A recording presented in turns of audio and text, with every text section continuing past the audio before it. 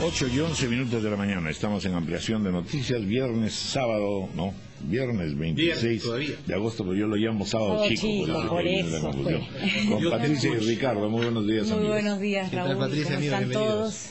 Estamos aquí con una pléyade importante de congresistas, como no puede ser de otra manera, para comentar la exposición de la política general del gobierno por el presidente del Consejo de Ministros, Salomón Lerner Guitis. Hemos estado conversando esta mañana también con algunos especialistas durante el noticiero, y en general advertimos pues un clima bastante positivo en relación de evaluación con relación a esta exposición, que por supuesto es ambiciosa, como lo señalan los titulares de los diarios, y por lo mismo entonces tiene que mirarse con todo detenimiento, y continuarán estas conversaciones y análisis pues hoy día y mañana tendremos la presencia del propio primer ministro aquí con nosotros. Entre tanto, estamos con los voceros o portavoces de las bancadas parlamentarias, que son Carmen Omonte Durán, portavoz de la bancada de Alianza Parlamentaria. Bienvenida, Carmen. Rolando Reategui, portavoz de la bancada del Grupo Parlamentario Fujimorista. Don Rolando, bienvenido. José Luna Gálvez, portavoz de Solidaridad Nacional. Señor Freddy Otárola, señor Carlos Brus. Bueno, es un pequeño parlamento en vivo y en directo, así que muchísimas gracias. Nosotros solamente vamos a hacer aquí de picapleitos, a ver si armamos algo. Bienvenidos, muchas gracias por estar con nosotros. A ver, vamos a comenzar con doña Carmen Omonte. Bienvenida, y cuéntenos a ver cuál es su posición, cuál es la de su bancada, y cómo ha apreciado en definitiva esta exposición tan llena de no promesas sino obligaciones que se está trazando la presente administración. Buenos días, Raúl. Primeramente hemos recibido el discurso del Premier, también de los ministros que tuvieron oportunidad de hablar con bastante optimismo.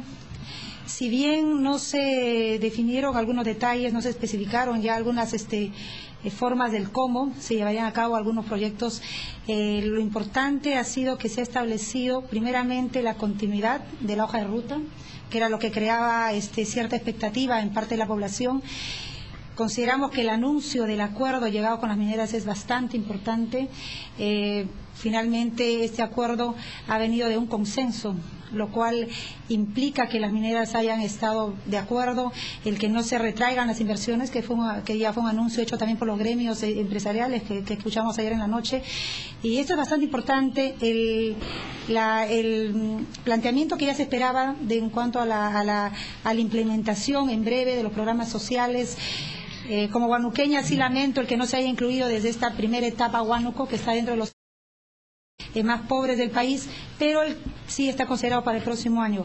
En general la propuesta ha estado bastante clara, como vuelvo a repetir, sin definir algunos cómo, pero sí definiendo el qué, que ya era bastante necesario para toda la población.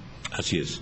Bueno, vamos a pedirle a don Carlos Brus, que se esperaba que estuviera bastante picante ayer, no lo estuvo tanto, pero en fin.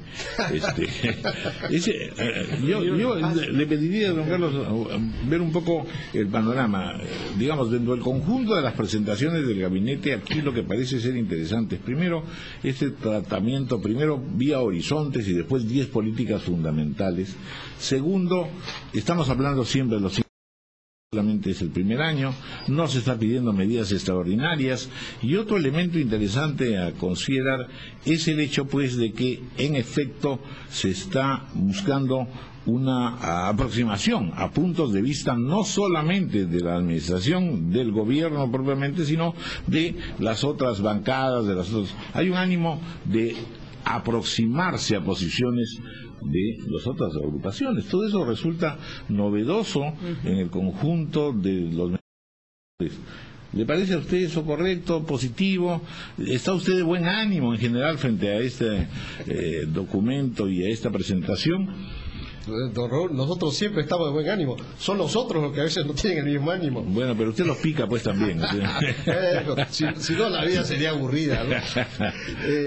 Efectivamente, si comparamos la presentación de ayer del primer ministro Xiomí Lerner, con la que tuvo, por ejemplo, Jorge del Castillo cuando asumió el primer gabinete de Alan García, fueron ambientes muy distintos. Freddy y Rolando estaban con nosotros en esas oportunidades.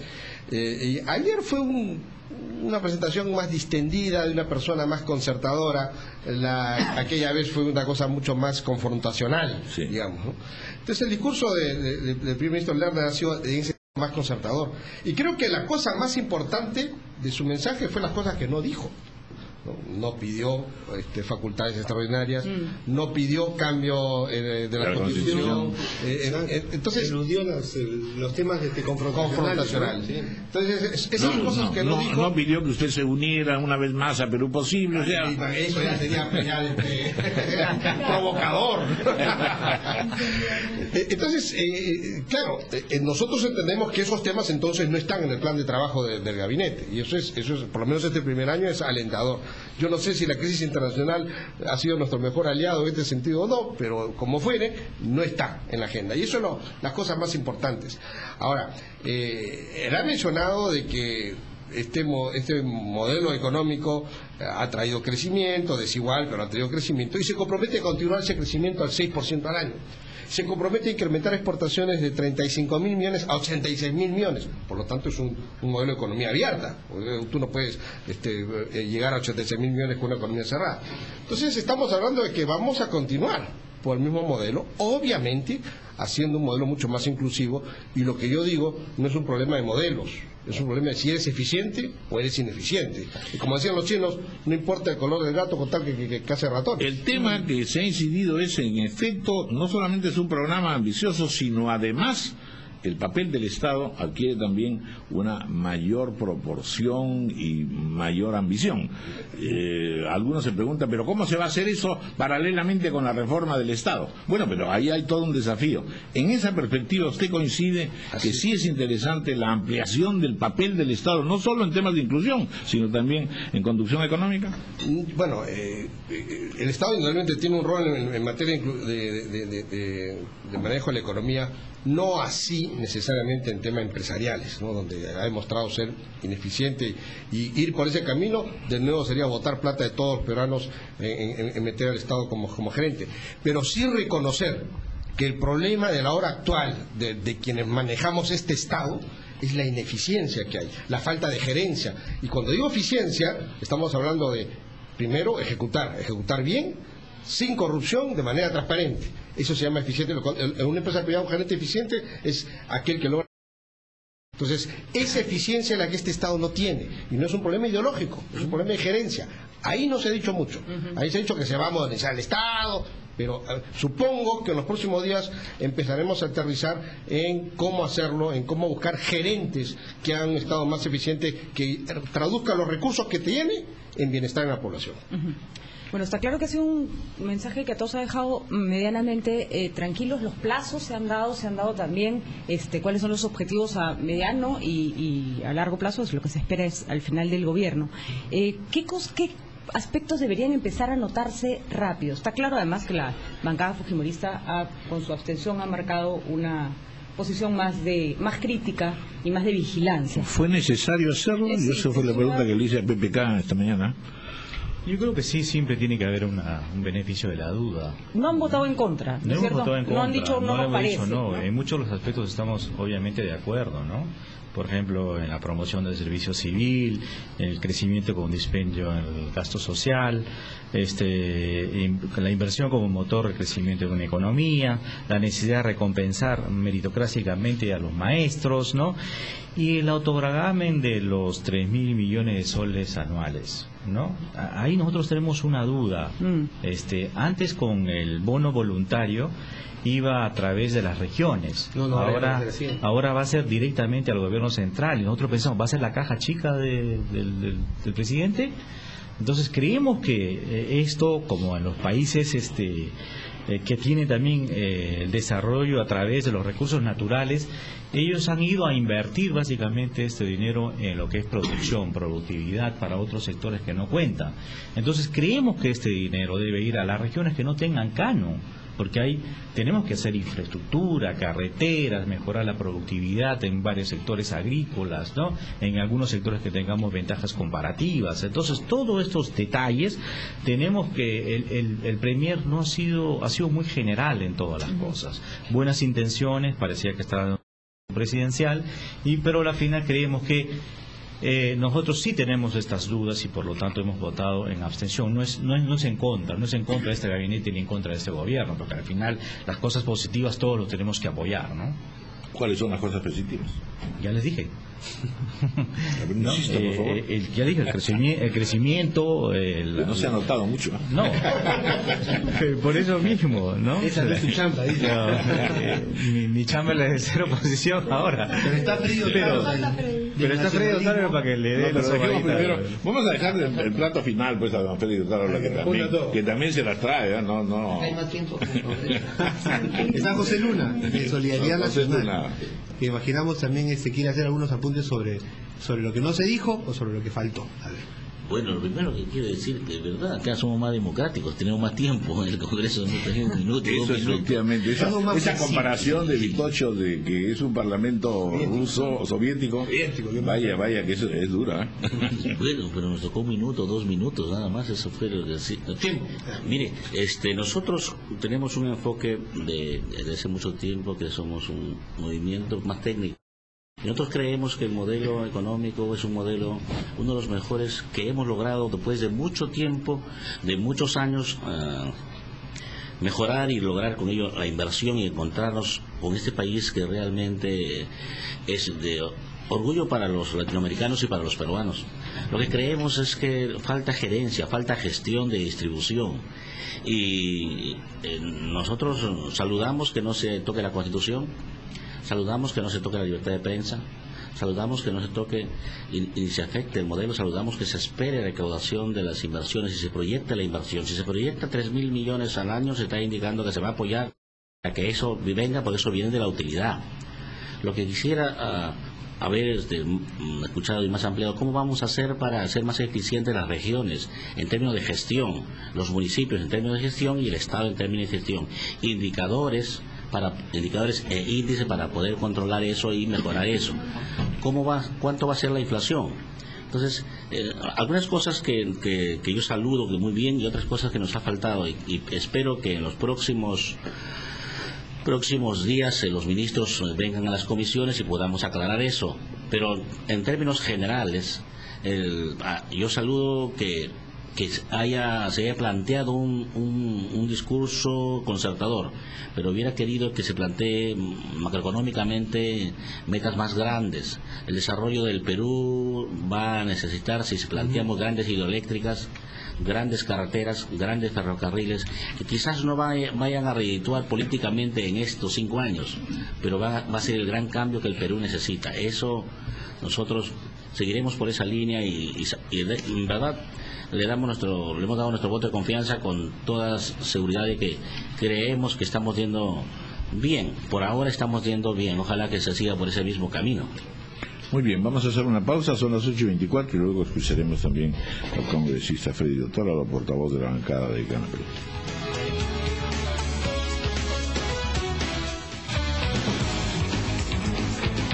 8:27, continuamos en la conversación pues con los representantes de las bancadas parlamentarias para evaluar y comentar la exposición de política general presentada por el primer ministro Salomón Lerner.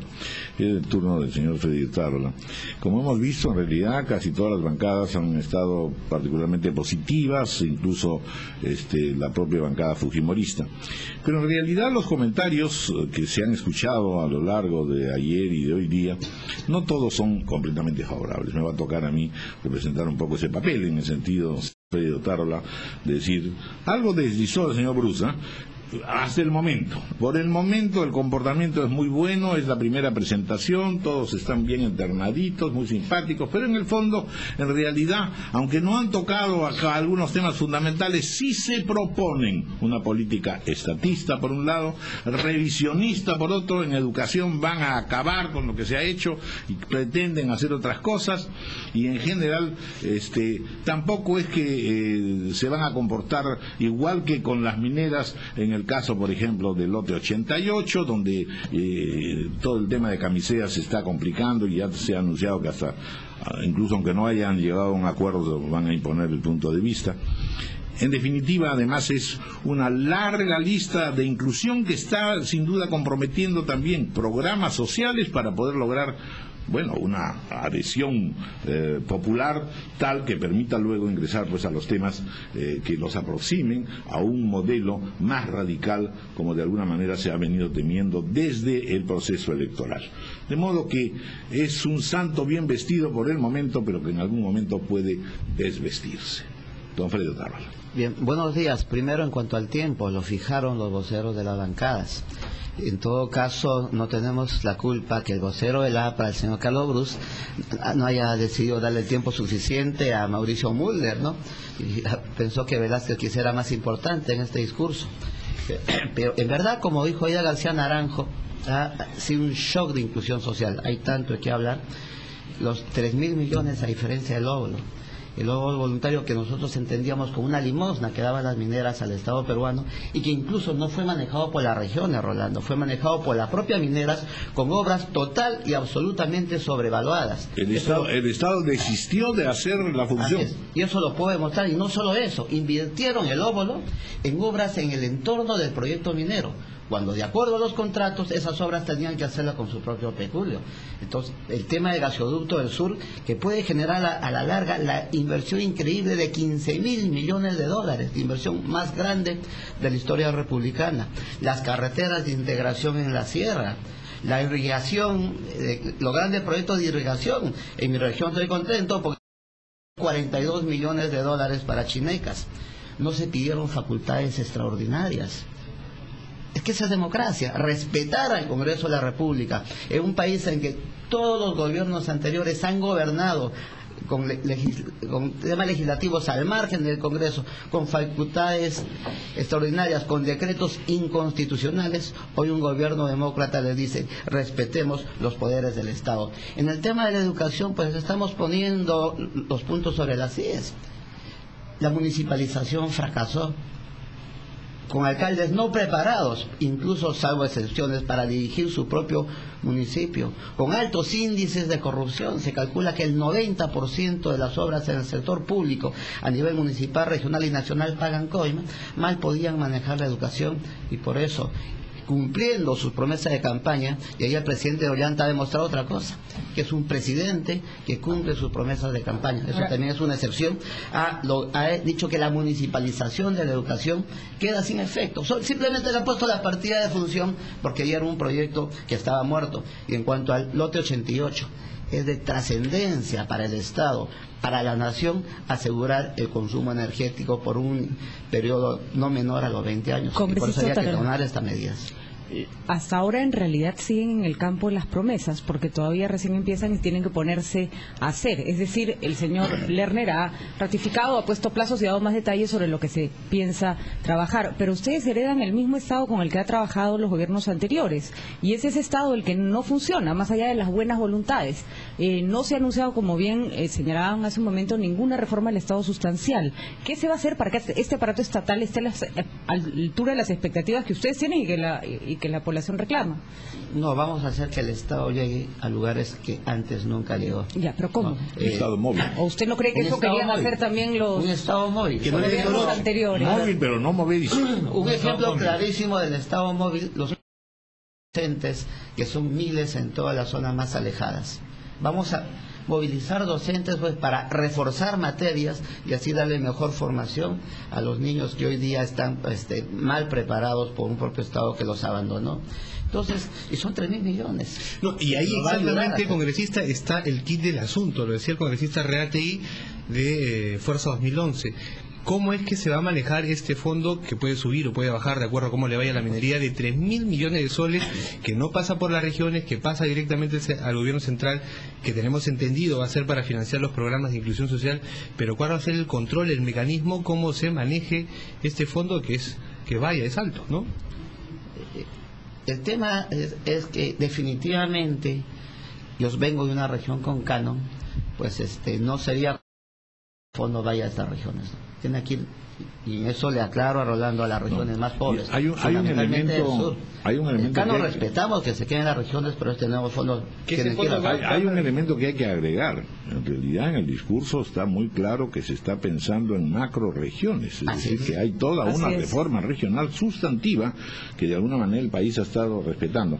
Pero vamos a escuchar a los parlamentarios, hay que integrar transversalmente que disparen un poco, no en el sentido de que inviten, sino que empezó el debate. Yo creo que aquí Otárola dice que esto ha sido un discurso inclusivo, un shock de inclusión. Yo creo que no puede haber inclusión cuando al 60% del territorio nacional lo excluye, en este caso la Amazonía. La Amazonía solamente se ha mencionado como una cuestión muy singular de obras que ya están ahora en el presupuesto de la República, que tienen que iniciarse. Más allá no tienen un concepto claro de lo que significa la Amazonía peruana. Entonces yo creo que esto no de inclusión. Eso es un shock para contentar a la mayoría de los del sur y obviamente a la región de Otárola, ¿no? Con chinecas y una serie de cosas más, porque imagínate, ellos tienen tanta cantidad de dinero que el año pasado ni siquiera han llegado en todos sus gastos de inversión, no han llegado ni siquiera al 30%, o sea, una ineficiencia bárbara. Entonces le vas a dar más plata a esa gente que no sabe ni siquiera cómo administrar los recursos del Estado. Entonces, por favor, o sea, eso no puede ser un discurso inclusivo. Es todo lo contrario, es exclusivo para el 60% del territorio nacional. Vamos a hacer una pausa y luego continuamos escuchando a los otros congresistas para que responda después el señor Otárola. Pausa.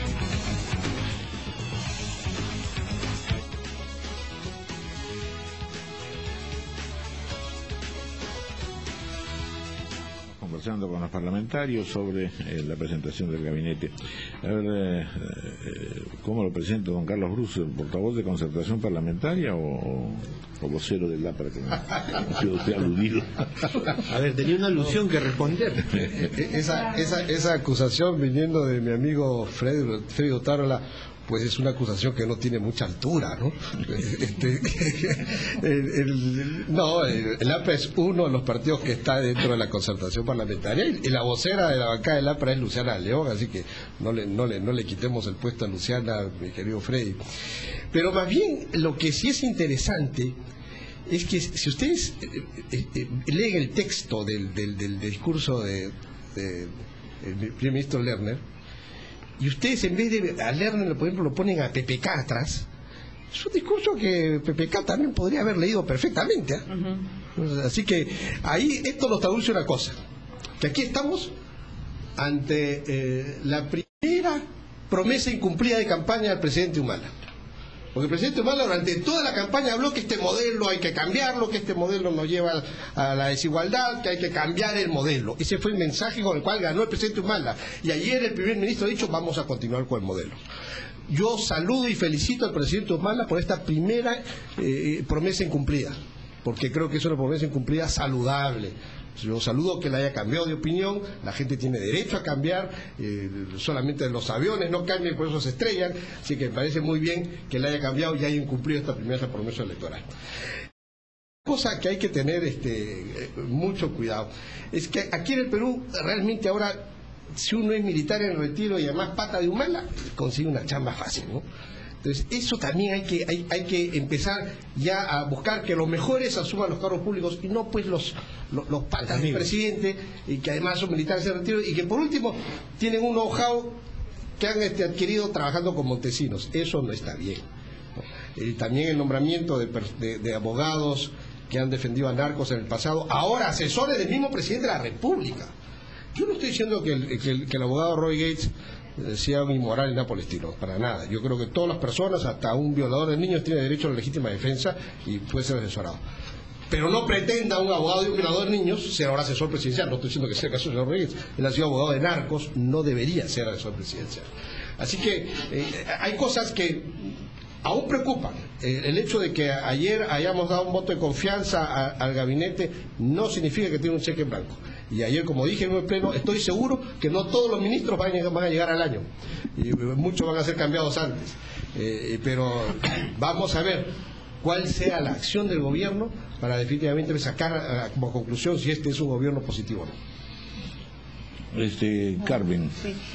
Creo que en el caso del de lo que mencionabas, Carlos. Más que el no cumplimiento de una promesa del presidente Ollanta, yo creo que es más bien la consecuencia del cumplimiento de la hoja de ruta. Hay que tener en cuenta que si bien se hicieron unas promesas determinadas para la primera vuelta, ya para la segunda vuelta se cambió, se viró un poco, se llegó a un consenso y finalmente creo que ha sido la consecuencia de esta hoja de ruta. Un tema que también quería tocar era el que se fortalecieran las empresas del Estado, siempre y cuando se tuvieran transparencia, se llevaran a un nivel de corporativismo. Escuché el tema de que también pudieran cotizar en la bolsa. Yo creo que es importante. Nuestras empresas necesitan fortalecerse, pero bajo este esquema, ¿no?, de transparencia, de corporativismo y de medida lo posible que coticen también en la bolsa. El tema que sí quería puntualizar, que sentí que no se tocó como debiera tocarse el día de ayer, es el tema de la corrupción. Se mencionó el hecho de la imprescriptibilidad de los delitos de corrupción, pero solamente a los funcionarios vinculados al artículo 99 de la Constitución, que sería el presidente, los ministros, los congresistas, ¿no? Y creo que todos coincidimos que la corrupción en todos los niveles de gobierno pues es bastante fuerte, ¿no? Son en los gobiernos regionales, en los municipios locales. Entonces yo creo que debería de verse también este aspecto en cuanto al tema de corrupción. Y en cuanto al tema agrario, que también quedó pendiente, débil, ¿no? Sí. Muy débil, muy light. Se habló de estos grandes proyectos de irrigación en la costa, que lo miro con bastante envidia, lo felicito, pero también con cierta envidia, porque no se tocó la sierra. El tema de la sierra productiva pasó, pero velozmente, y realmente la pobreza que se tiene en el Perú, los departamentos más pobres del Perú están en la sierra centro y en la sierra sur. Sería importante que Freddy pudiésemos tocar ese tema. José Luna Gálvez. Bueno, con toda claridad se ve que se va planteando una ruta con un modelo viable, como planteamiento, como idea, como de buenos deseos. Y cuando se plantea un 6% de crecimiento del PBI, se está planteando también que el crecimiento va a ser moderado. Y posiblemente se esté considerando lo que va a ocurrir, lo que está ocurriendo en el mercado mundial y la caída del precio del cobre, plomo, zinc, hierro, que va a seguir cayendo, no va a subir. Y eso va a implicar que de repente esos 3.000 millones no sean 3.000 millones, porque esos 3.000 millones están proyectados en base a que la minería siga produciendo lo que está produciendo. Y lo único que tiene seguridad es el oro, porque como mineral las monedas se están devaluando y van a la baja, entonces el refugio es el oro. Entonces, si se está recostando todo ahí, yo desearía que vean cómo plantea un crecimiento de la recaudación por lo que está informal. El informalismo es muy grande y por ahí tienen que plantear. Entonces, ahí no he visto mucho, no he escuchado mucho sobre cómo proyectar eso. Y eso es lo que en cierta forma me preocupa, y vamos a monitorear como Solidaridad Nacional qué se está haciendo para que los buenos deseos, los planteamientos se realicen. Creemos nosotros que nuestro papel no es atacar o defender. Nuestro papel es tratar de vigilar que todos los indicadores se indiquen que el país sigue en el buen camino y logremos el 9% de PBI que teníamos en un momento determinado. Eso sería lo mejor para nuestro país. Muy bien. Bueno, vamos a escuchar al congresista José Freddy Otárola, pero quería agregar algo que Pedro Pablo Kuczynski mencionó esta mañana, es que tampoco destaca mucho el capítulo o el aspecto de seguridad ciudadana, que es el que está prioritariamente reclamado por la sociedad. Sobre todo, Raúl, porque hace referencia a la reforma del INPE básicamente, pero no dice nada con respecto de la policía, que es uno de los problemas neurálgicos de seguridad ciudadana. Bien, nosotros no hemos cambiado. El único que ha cambiado de bancada es el congresista Bruce. Y eso en política se llama transfugismo, ¿no? Pero en todo caso, no es cierto lo que dice. Transfugismo cuando uno renuncia a un partido. No es cierto lo que dice Rolando. Y en mi caso, yo no he renunciado, como usted lo sabe, congresista Otárola. No hablemos de cambios. No estamos hablando de solamente del sur. En Alto Piura, 181 millones de dólares para irrigar casi 62.000 hectáreas. Chavimochi, 500 millones de dólares. Puyango Tumbes, 86 millones. Chinecas, ya lo dije, 642 millones. Y el tema de la agricultura y la sierra, sí, pues el Estado ahí va a llegar. Y va a llevar el mercado a la sierra, ¿no? Y la seguridad ciudadana, creo que es fundamental el tema de los penales. Acaban de secuestrar al hijo de un empresario coreano que vino, que apostó por el Perú, que cree en el Perú, y lo han hecho desde los penales. Y eso tenemos que ser radicales. Ahí no hay medias tintas. Creo yo que en el tema de los penales la reorganización debe llevar a trasladar a los delincuentes de alta peligrosidad, a los que financian a los marcas, a los que planifican secuestros, a penales lo más seguro posible y lo más alejados de nuestra capital. Y el tema de la policía, quizá el Premier no incidió mucho, porque a través de la semana pasada ya habían anunciado reformas sustanciales. Tenemos miles de policías más en las calles, el fortalecimiento del servicio de inteligencia que fue destruido por el partido aprista. Yo conocí a un vendedor de pescado que trabajaba en la policía. Cuando se destruyó el servicio de inteligencia, públicamente se les dio de baja. Y casi lo linchan los moradores de ese mercado porque se le había entregado y se le había dicho que él era un soplón, cuando en verdad cumplía una labor importantísima de información al Estado peruano en la lucha contra la delincuencia subversiva y la delincuencia común. Entonces tenemos que fortalecer el servicio de inteligencia. Entonces, es verdad, hay tanto de qué hablar y estamos absolutamente seguros que con el respaldo de todos los peruanos vamos a enfrentar con éxito los grandes temas: inclusión social, corrupción de funcionarios, estamos hablando de la imprescriptibilidad de los delitos cometidos por funcionarios públicos, y fundamentalmente el tema de la violencia delincuencial, que no son, y por eso me extrañó la abstención de la bancada fujimorista, no son propuestas ni banderas de lucha de un partido político, sino una política de Estado, y por lo tanto tiene que inmiscuir decididamente a todos los peruanos. Y el tema de la Constitución... No, perdón, ya estamos con el tiempo limitadísimo. Bueno, para la próxima. Carlos. Ya pendiente, pues. Bueno, muchas gracias, señores parlamentarios, señora parlamentaria también, y tendremos ocasión de continuar en el examen ya pormenorizado, sector por sector. Muchas gracias, muy buenos días. Gracias. Vamos a hacer una pausa y luego estaremos con el señor Yude Simon, segundo vicepresidente del Congreso.